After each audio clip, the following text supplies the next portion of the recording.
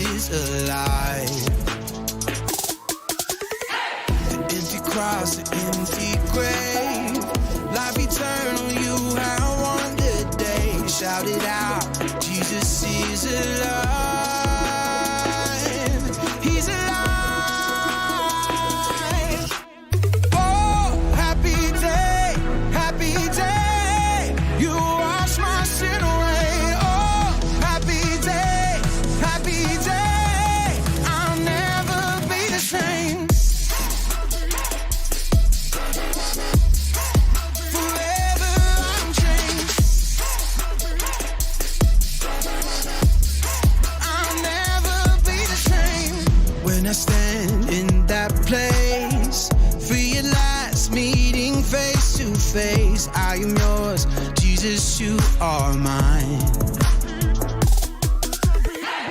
In this joy, perfect peace, earthly pain finally will cease. Celebrate, Jesus is alive. He's alive. Oh, happy day, happy day. You wash my sin away.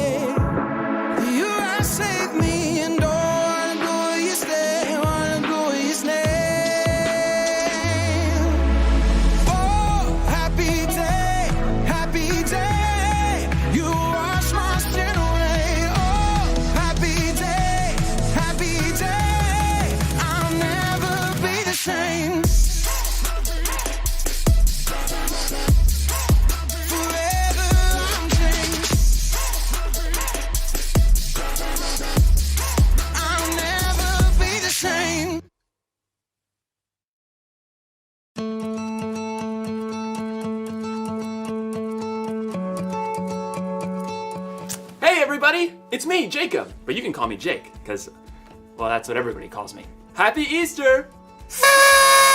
Wait a second, am I upside down or are you? I know what's happening. Somebody's playing an April Fool's Month joke on old Jakey. Well, you got me. All right.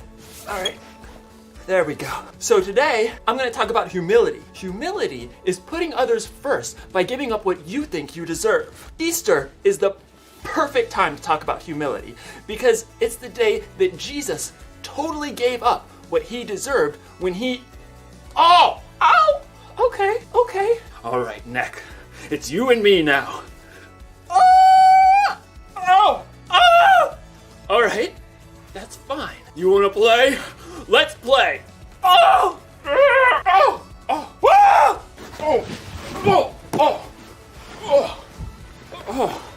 Necks are not supposed to bend that way, but I'm back to normal now. At least my neck is.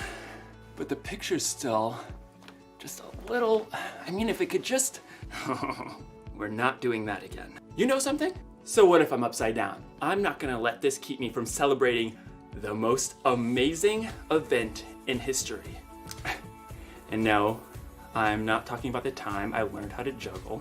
I'm talking about the time when God did something so brain-boggling, it turned the whole world upside down. At least it turned my whole world upside down. My brain is still boggling. I'm boggling all over. You'll hear all about it in today's story. But first, I've got to figure out how to get my whole world from upside down to right side up. Hey, okay. Some brain ideas.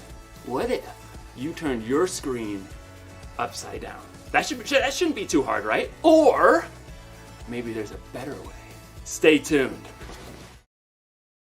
The Bible. It's 66 books of history, stories, letters, and poetry that fit together to form God's one big story.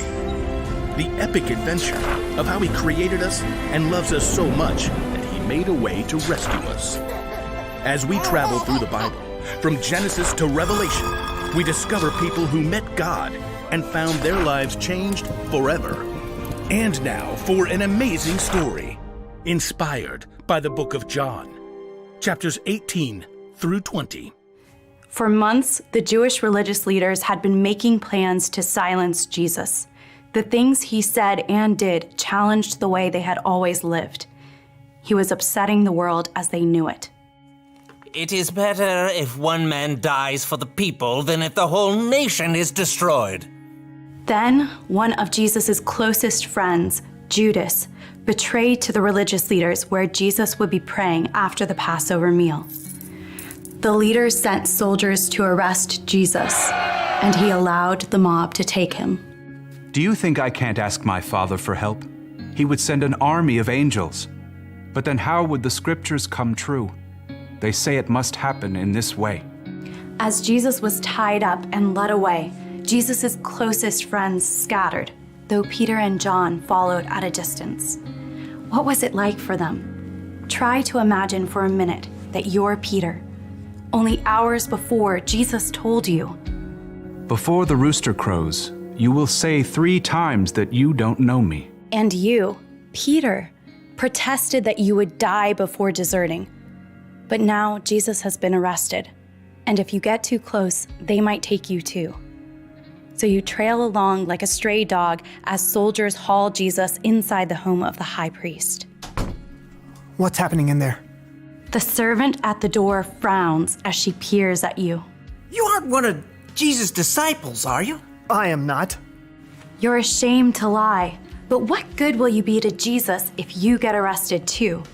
You huddle close to the fire in the courtyard as voices float through a high-up window. What's this foolishness you've been teaching? I didn't say anything in secret.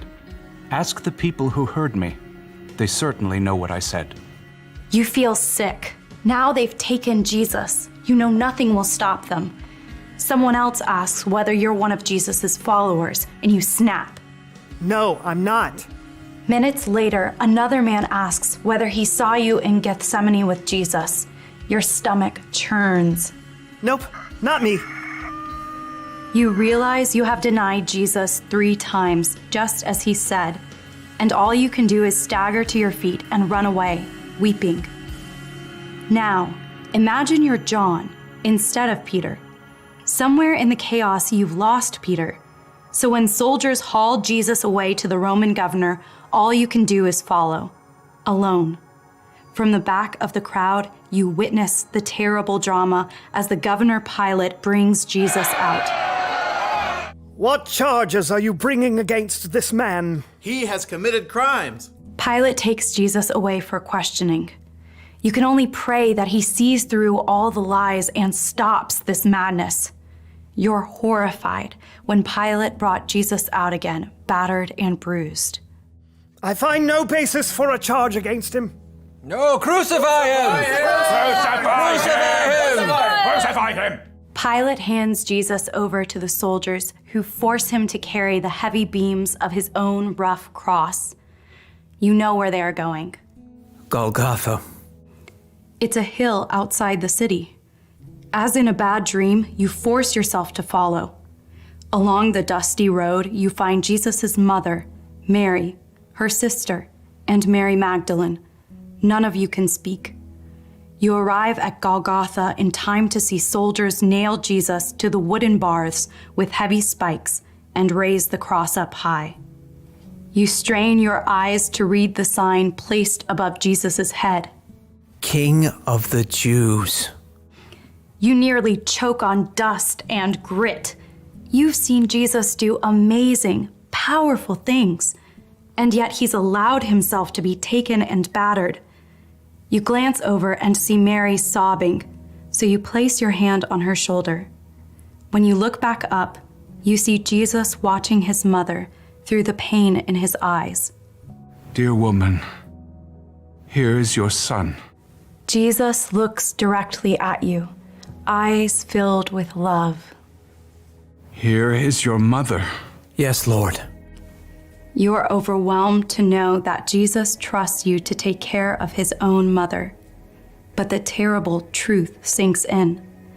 Jesus knows that he will die. He's planning on it, just as he's been saying for weeks. A short time later, you see him lift his gaze to heaven. It is finished. Then he bows his head, and you can see the life leave his body. All the air seems to leave your own lungs too. You thought Jesus was God's chosen one. How can he be dead? Now, as we move ahead, imagine you're Mary Magdalene, one of Jesus' close followers. Unlike so many others, you've dared to stay there, at the cross. And once Jesus is dead, you dare to follow the men who take his body for burial, Joseph of Arimathea and Nicodemus. A garden tomb. The evening has faded, and it's now the Sabbath. You want to honor Jesus by anointing his body with spices, but it will have to wait until the Sabbath is over. So you stay hidden indoors until early Sunday morning, then you make your way through the dark streets. The stone. What will I do about the stone? As you arrive, you recall that a heavy stone was rolled to block the entrance of the tomb, but now... It's gone! You gasp as you peer inside the tomb. Gray light reveals. It's empty! Heart pounding, you race back through the streets to the home where the disciples are staying. They have taken the Lord out of the tomb. We don't know where they have put him. You can see the shock in Peter's face. John gapes, and then they both begin to run to see for themselves. At a loss, you follow slowly, weighed down with exhaustion and confusion. When you reach the garden, you see Peter and John ahead, trying to make sense of it. You hang back as they leave again. What more is there to say? As the first rays of dawn light up the garden, you reach the tomb. Tears spill down your face as you bend to look inside once more. Two figures in radiant white sit where Jesus' body lay. You can't even begin to think what this means.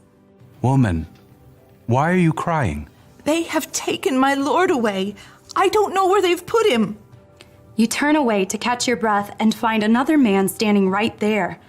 At first you think Peter or John has returned, but it's not one of them. Maybe it's a gardener. Woman, why are you crying? Who are you looking for? Sir, did you carry him away? Tell me where you put him, then I will go and get him. Mary.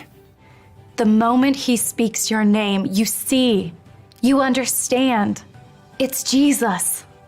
Teacher. You fling yourself at his feet, because there isn't anything else you can do. Gently, he touches your shoulder. Do not hold on to me. I have not yet ascended to the Father. Instead, go to those who believe in me. Tell them, I am ascending to my Father and your Father, to my God and your God. You rise to your feet, still weeping, but your tears are full of joy. You start to run again because you can't wait 1 second more to deliver the news. I have seen the Lord. Jesus chose to face death for those he loved, and now he's defeated it. Jesus is alive. It's the best news ever for everyone across all time. I don't know about you, but every time I hear the Easter story, my brain literally explodes. Well, not like literally. I mean like figuratively, literally. Seriously, think about it. When God made the first 2 people ever, he told them if they ever ate fruit from the bad tree, they would surely die. Well, they did it anyway, and they died. And they stayed dead, because that's how death was supposed to work. So did everyone who came after them. Abraham died. Moses. All these people died and they stayed dead because that's how death was supposed to work. But then came Jesus. When Jesus died, everyone thought he was going to stay dead too. But God can do stuff that nobody else can do. So he rolled away the stone and brought his son back to life. I'm getting lightheaded just thinking about it. Jesus is so strong, not even death can stop him. So it's kind of like everything's upside down in this story too. Jesus dying when he didn't do anything wrong is upside down. Jesus coming back from the dead is upside down. Even I'm upside down. Whoa, all right, okay. I'm gonna get back up now. I'm getting really lightheaded. Oh. Here's the one thing to remember today. Jesus put us first. Jesus died on the cross so me and you can have a relationship with God that lasts forever. And Jesus rose again to show that there's literally nothing he can't do. Literally.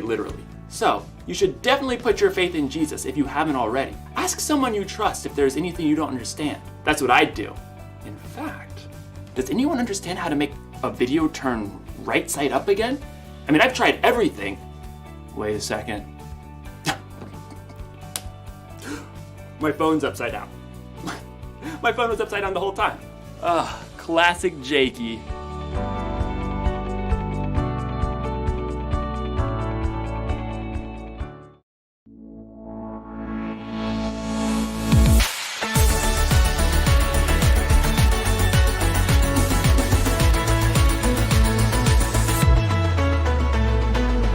You make the darkness run and hide. You bring the broken back to life. Only you can, only you can. You set me free from every chain. You fill my heart with songs of praise. Only you can, only you can. Jesus, you're the only reason that I'm even breathing. I am wide awake.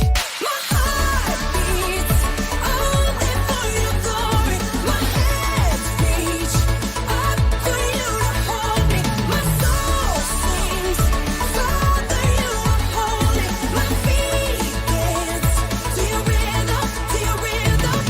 Every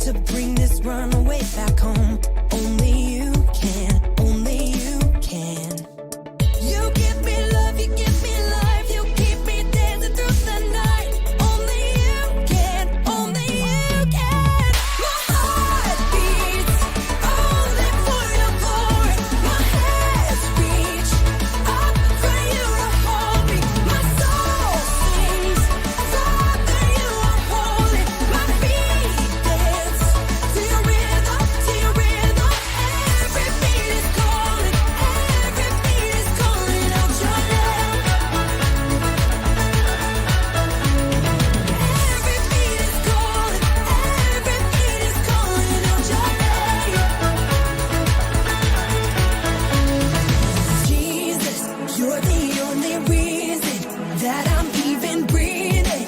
I am wide awake. You move me, your freedom is consuming. I feel you rushing through me. I'll never be the same. My heart beats only for your glory. My hands reach up for you to hold me. My soul sings, Father, you are holy. My feet dance to your rhythm, to your rhythm. Every beat is calling, every beat is calling out your name. Every beat is calling, every beat is calling out your name. Every beat is calling, every beat is calling out your name. Wow, what an amazing story. I am so glad that Jesus put us first. That's right. Jesus thought about us and didn't think about himself. And that is our bottom line today. Let's say it together. Ready? Jesus put us first. So, boys and girls, don't forget about the challenge last week about putting others first. You can continue doing that this week as you're still cooped up with your family and you're spending a lot of time together. Just remember how Jesus always puts us first, and we can do the same.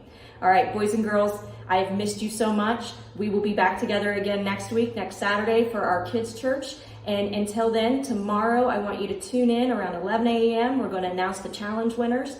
And hopefully you've been participating in our family challenges and writing your, creating your signs of encouragement that you're putting up in your windows or possibly putting in your yard. I've seen people doing it on their sidewalks, and I can't wait to see who the winner is tomorrow. But until we see each other again next week, you guys have an amazing week and have a wonderful Easter.